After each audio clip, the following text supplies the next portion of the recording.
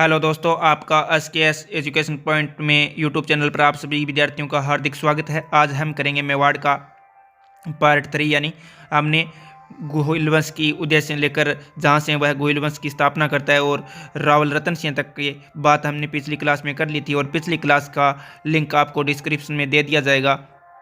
यदि आप चैनल पर नए हो तो चैनल को सब्सक्राइब कर लेना। और अब चलिए चलते हैं हम, यानी जहाँ से सिसोदिया शाखा का उदय होता है वहाँ से अध्ययन करते हैं। सिसोदिया शाखा का उदय कैसे हुआ, किसने सिसोदिया वंश की नेम रखी थी और कहाँ पर रखी थी।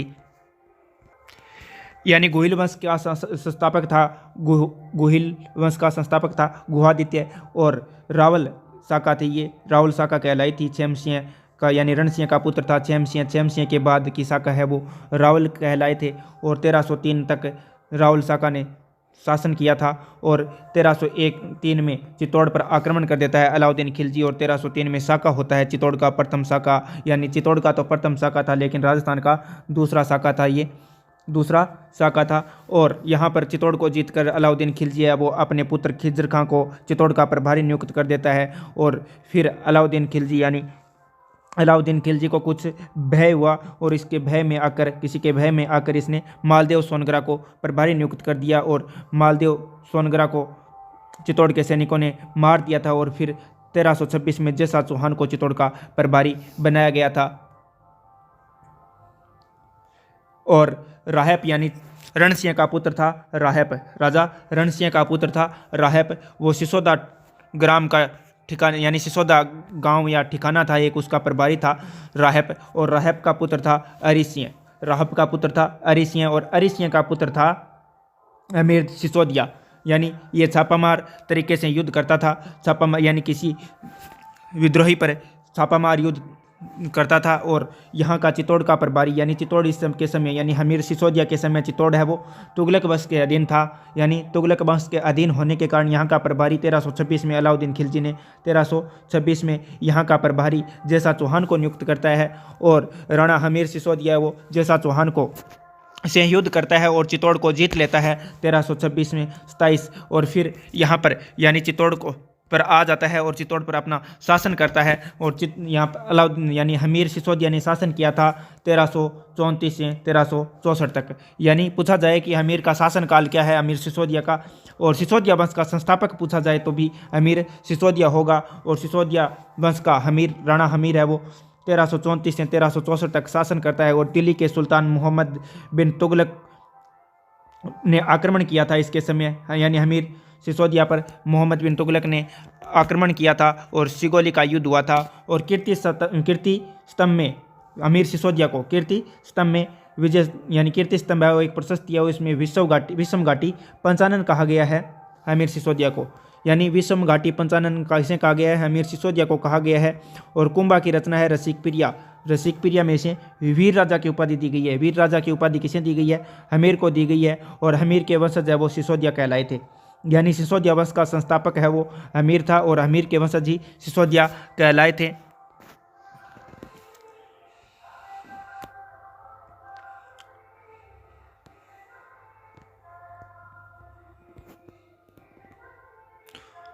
हमीर के बाद राजा आता है लाका, और लाका ने बदनौर क्षेत्र यानी लाका का शासनकाल था। लाका से पहले एक और आता है, वो आता है महाराणा छेमसिंह या खेता, महाराणा छेमसिंह या खेता। यानी 1364 तक तो हमीर का शासन था और हमीर के शासन के बाद आता है 1364 में महाराणा छेमसिंह या खेता। इसने अजमेर, मांडलगढ़, जहाजपुर, छप्पन का मैदान, प्रतापगढ़ तक का क्षेत्र जीत लिया था। यानी अजमेर, मांडलगढ़ और जहाजपुर, छप्पन का मैदान, प्रतापगढ़ तक का क्षेत्र महाराणा छेता या खेता ने जीत लिया था। और मालवा का शासक दिलावर खां गोरी को पराजित किया था। यानी छेमसिंह या खेता ने मालवा का शासक था दिलावर खां, उसे पराजित कर दिया था। और खेत सिंह ने बूंदी पर आक्रमण किया था। खेता ने किस पर आक्रमण किया था, बूंदी पर आक्रमण किया, और जिसमें लाल सिंह हाड़ा को यानी बूंदी का शासक था लाल सिंह हाड़ा एवं छेमसिंह दोनों युद्ध भूमि में मृत्यु हो गई थी। यानी इसने हाड़ा वंश के लाल सिंह हाड़ा पर आक्रमण किया था और छेमसिंह और लाल सिंह हाड़ा दोनों की युद्ध भूमि में क्या हो जाती है, मृत्यु हो जाती है। और ये मालवा का दिलावर खां को पराजित कर देता है। यानी खेता ने अपना शासनकाल में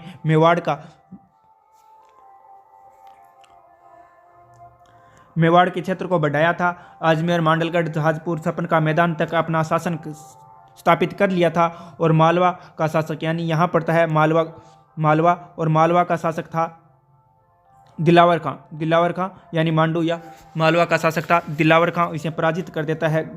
और यहाँ पर बूंदी में शासन था हाड़ा चौहानों का, और शासक था यहाँ का हाड़ा वंश का लाल सिंह हाड़ा। और वो चित्तौड़ पर का राजा खेता इस पर आक्रमण करता है और इसे यानी युद्ध भूमि में दोनों मारे जाते हैं, दोनों की मृत्यु हो जाती है। और इसके बाद क्षेम सिंह के बाद इसका पुत्र आता है लाखा का शासनकाल भी महत्वपूर्ण रहा था। इसके समय चांदी की खानों की खोज की गई थी, यानी महाराणा लाखा या लक्ष्य सिंह भी कहा जाता है। इसने अपना शासन किया था 1382 से 1421 तक।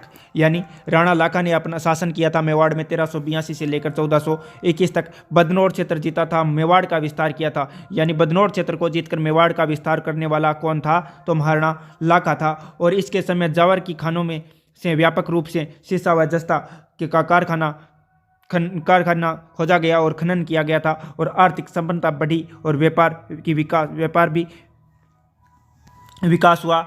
यानी राणा लाखा के समय जावर खान है उदयपुर में, जहाँ से शीशा जस्ता एवं चांदी का खनन किया जाता है। राजस्थान की प्रथम खान है शीशा जस्ता की, वो है जावर खान। और वहाँ से चांदी और शीशा का खनन किया गया और आर्थिक संपन्नता बढ़ी और व्यापार का विकास बढ़ा। और इसके ही शासनकाल में यानी लाखा के शासनकाल में ही एक बंजारे ने पिछोला झील का निर्माण करवाया था अपनी बैल की स्मृति में। यानी एक बंजारा था जिसे कोई चित्रमल बंजारा कहता है, कोई चिड़ीमार बंजारा कहता है, और जिसने अपने बैल की स्मृति में एक झील का निर्माण करवाया था, पिछोला झील का निर्माण। और इसी पिछोला झील के किनारे एक नटनी का चबूतरा यानी गलनी नटनी का चबूतरा है। पिछोला झील के किनारे पिछोला झील का निर्माण करवाता है चित्रमल बंजारा या चिड़ीमार बंजारा। और इसी पिछोला झील के किनारे राणा लाखा ने एक नटनी का यानी गलनी नटनी का चबूतरा बनवाया था। और जोटिंग भट्ट और दिनेश्वर भट्ट राणा लाखा के संस्कृत साहित्य की रचना की थी। यानी जोटिंग भट्ट और दिनेश्वर भट्ट है वो दरबारी कवि थे राणा लाखा के दरबारी कवि थे, संस्कृत साहित्य की रचना की थी। यानी राणा लाखा है वो एक मेवाड़ का बहुत संपन्न शासक था।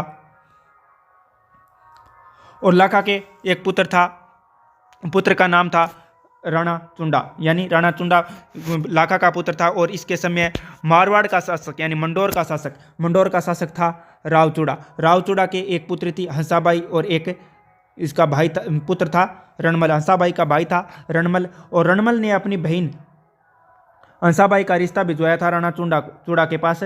यानी जो मेवाड़ का राणा चूड़ा था उसके पास रणमल ने अपनी बहन हंसाबाई का विवाह का प्रस्ताव रखा था। और वहाँ से यानी मंडोर मारवाड़ से एक रिश्ते के लिए एक नाई को भेज दिया था। और हंसा के पुत्र को यानी इसने वहाँ पर जब मेवाड़ में गया तो उस समय राणा चूड़ा है वो किसी काम से बाहर गया हुआ था और यहाँ पर बैठा था लाखा बैठा था। और जो नाई आया था रिश्ता लेकर उसने वो नारियल लाखा को दे देता है। और फिर लाखा बोलता है कि हम बूढ़ों को कौन नारियाँ देगा, यानी नारियल देगा, यानी हम बूढ़ों को कौन नारियल देगा, हमारे बूढ़ों के लिए कौन अपनी लड़की का विवाह करेगा हमके साथ। तो वो नाई कहता है कि ये आपके लिए नारियल आया है और मंडोर से आया है।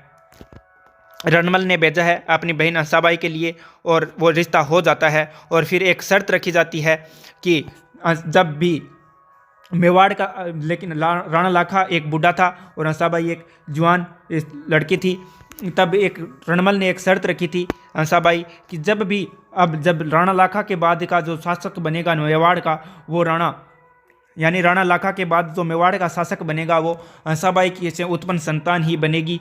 तो राणा लाखा है वो अपने पुत्र राणा चूड़ा को कहता है कि चूड़ा मेरे साथ ये बात हो गई है। तब मेवाड़ के राणा चूड़ा ने अपने राजगद्दी का परित्याग करने की कसम लेता है। इसीलिए तो कहा जाता है कि मेवाड़ का विषम पितामह है, तो इसे कहा जाता है राणा चूड़ा को। और राणा लाखा प्लस हंसाबाई यानी राणा लाखा और हंसाबाई का विवाह हो जाता है और उसके बाद एक हंसाबाई से संतान उत्पन्न होती है मोकल।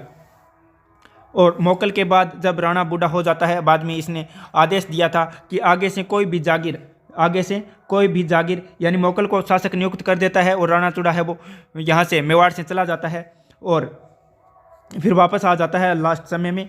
यानी यहाँ से आगे कोई भी जागीर या समझौता दान में राणा चूड़ा का भाला अंकित होगा, यानी इसके चिन्ह है वो दान या कोई भी समझौता होगा तो राणा चूड़ा का है वो भाले का अंकित होगा। और अंतिम समय में राणा चूड़ा को मोकल का संरक्षक नियुक्त कर दिया था, यानी राणा लाखा है वो अंतिम समय में राणा चूड़ा को है वो मोकल का संरक्षक नियुक्त कर देता है। फिर उसकी मृत्यु हो जाती है राणा लाखा की, और इसके बाद महाराणा यानी मेवाड़ की गद्दी पर बैठता है महाराणा मोकल। हंसाबाई का पुत्र था, रणमल का भांजा था और राणा चूड़ा का दोयता था। यह अपना शासन करता है 1421 से 1433 तक। राणा चूड़ा के संरक्षक के रूप में श्रेष्ठ शासन किया था, और हंसाबाई राजमाता ने राणा चूड़ा को सम्मान के ठेस पहुंचाई थी, यानी कि मेरा विवाह तुझसे होना था लेकिन तुम्हारे बाप से हुआ था, और इस प्रकार यानी राणा चूड़ा है उसको सम्मान को ठेस पहुंचाई। तो मांडू यह राणा चूड़ा है वो मेवाड़ से चला जाता है और मांडू चला जाता है। मांडू के में बहुत सम्मान हुआ था राणा चूड़ा का, यानी मांडू में चला जाता है मालवा में, और हंसाबाई ने ठेस पहुंचाई तो इसलिए ये चला गया था, नहीं तो यह मेवाड़ के यानी राणा चूड़ा है वो मोकल का संरक्षक के रूप में शासन संभाल लेता। लेकिन इसने हंसाबाई ने यानी राजमाता थी, इसने इसे ठेस पहुंचाई थी, इसलिए वह चला गया था मांडू। और उसके बाद जब यह मांडू चला जाता है राणा चूड़ा, तो हंसाबाई है वो अपने भाई रणमल को मोकल का संरक्षक बनाती है, और 1428 में मेवाड़ सेना ने नागौर शासक फिरोज खां को पराजित करता है, और भोज परमार द्वारा चित्तौड़गढ़ में त्रिभुवन नारायण मंदिर का पुनर्निर्माण मोकल ने करवाया था, जिसका निर्माण था यानी त्रिभुवन नारायण मंदिर का पुनर्निर्माण है वो मोकल करवाता है। पहले इसका निर्माण है वो चित्तौड़ के भोज परमारों के द्वारा त्रिभुवन मंदिर का निर्माण करवाया गया था, और बाद में जब मोकल शासक होता है मेवाड़ का तो यह पुनर्निर्माण करवाता है और इस त्रिभुवन नारायण मंदिर का नाम बदलकर समिदेश्वर मंदिर रख देता है।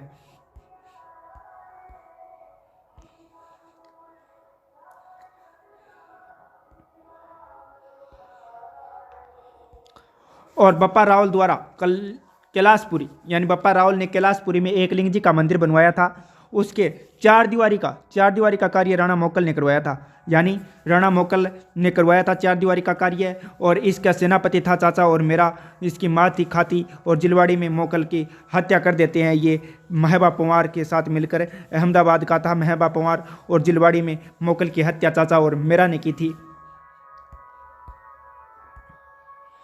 फिर आती है यानी इसके बाद शासक बनता है राणा कुंभा, यानी मेवाड़ का शासक बन जाता है राणा कुंभा, यानी 1433 से 1468 तक शासन संभालता है 35 वर्ष राणा कुंभा। और राणा कुंभा का पिता का नाम पूछा जाए तो इसका पिता का नाम था मोकल, और माता थी सौभाग्यवती, यानी और इसकी दादी यानी महाराणा कुंभा की दादी थी हंसाबाई। मारवाड़ के रणमल की बहन थी हंसाबाई, वो उसकी दादी थी। और गुरु था हीराचंद जैन, यानी कुंभा का गुरु था हीराचंद जैन। और राजकवि कान्य एवं व्यास ने एकलिंग महात्म्य लिखा था, और अध्याय की रचना कुंभा ने की थी। एकलिंग महात्म्य ग्रंथ लिखा था कान्य एवं व्यास ने, और इसके अध्याय की रचना की थी कुंभा ने। और कुंभा की पुत्री थी रमाबाई वागेश्वरी, संगीत शास्त्र की ज्ञाता थी। कुंभा की ये बहन है वो पुत्री थी, यानी कुंभा की पुत्री थी रमाबाई, और ये बागेश्वरी यानी संगीत शास्त्र की ज्ञाता थी।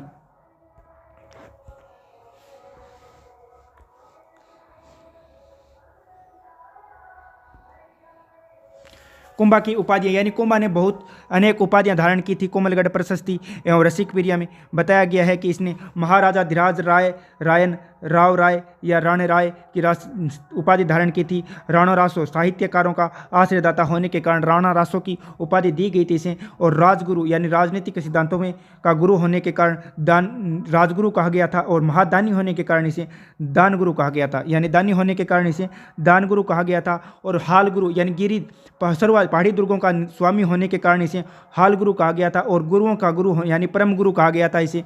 और छाप गुरु और छापामार युद्ध में विजेता था, छापामार युद्ध विजेता होने के कारण इसे छाप गुरु कहा गया था। और नंदिकेश्वर नंदिकेश्वरावतार कहा गया था। नंदी शिव की पूजा करता था, इसलिए इसे नंदिकेश्वरावतार कहा गया था। अभिनव भारताचार्य संगीत प्रेमी होने के कारण इसे अभिनव भारताचार्य कहा गया था। हिंदू सुल्तान कहा गया था। मुस्लिम लेखकों के द्वारा हिंदुओं का सुल्तान कहा गया था। हिंदू सुल्तान कुंभा को कहा गया था। शैल गुरु यानी भाला का योद्धा होने के कारण इसे शैल गुरु कहा गया था। यानी राजरासो, राजगुरु, दानगुरु, हालगुरु, चापगुरु, परम गुरु, नंदिकेश्वर, अभिनव भारताचार्य, हिंदू सुल्तान और शैल गुरु कहा गया था। महाराजा धीराज राय रायनेसन कुंभा को कहा गया था। कोमलगढ़ प्रशस्ति एवं रसिक प्रिया में इन उपाधियों का जिक्र किया गया है। और इसकी राजनीतिक उपलब्धियां क्या क्या रही थी, यानी मांडू के राजा चूड़ा को चित्तौड़ बुलाता है। मांडू से राणा चूड़ा, यानी जब राणा मोकल के समय वहाँ से नाराज होकर चूड़ा है वो मांडू चला जाता है, उसको कुंभा ने वापस बुलाता है और भीलों को पक्ष में लेकर चाचा और मेरा की हत्या की गई। और महवा पंवार एवं यानी चाचा और मेरा ने तो मोकल की हत्या कर दी थी और इस अपने पिता का बदला लिया था भीलों कुंभा ने, और चाचा और मेरा की हत्या कर देता है। और रणमल को उसकी प्रेमिका, यानी रणमल की प्रेमिका थी भारमली, उसके दरबार में रहती थी, उसके सहयोग से रणमल को मरा दिया गया था। यानी भारमली के सहयोग से रणमल को, मारवाड़ के रणमल को मराया गया था। और राणा चूड़ा के नेतृत्व में मंडोर पर आक्रमण किया गया। यानी मंडोर पर आक्रमण करने किसके नेतृत्व में किया गया था? कुंभा ने मंडोर पर आक्रमण किया था राणा चूड़ा के नेतृत्व में। और मारवाड़ का शासक जोधा ने जांगल क्षेत्र में शरण ली थी। यानी उस समय मारवाड़ का शासक राव जोधा था और वो जांगल क्षेत्र में, यानी बीकानेर के क्षेत्र में उसने शरण ले ली थी जाकर। और कुंभा ने अनेक दुर्गों का निर्माण करवाया था और इसे हालगुरु कहा गया था। और राणा कुंभा ने सिरोही, आबू, बसंतगढ़ को जीत लिया था। गुजरात की सीमा से टकरा गया था ये, और मालवा के साथ संघर्ष होता है। मोहम्मद खिलजी को पराजित करता है और पराजित करके 6 माह तक कैद में डालता है। और फिर सम्मान के साथ प्रोत्साहन देकर उसे वहाँ से भेज देता है और चित्तौड़ पर गढ़ में कीर्ति स्तंभ का निर्माण करवाता है। यानी महबा पंवार मांडू का था और मोहम्मद खिलजी के साथ इसका युद्ध होता है 1437 में। यानी ये जब मोहम्मद खिलजी को पराजित किया था तो उस युद्ध का नाम था सारंगपुर का युद्ध, और सारंगपुर का युद्ध 1437 में होता है। ये था राणा कुंभा, और शेष बात की हम चर्चा करेंगे अगली क्लास में। इसी के साथ जय हिंद, जय भारत। अगर आप हमारे YouTube चैनल पर नए हो तो चैनल को सब्सक्राइब जरूर कर देना।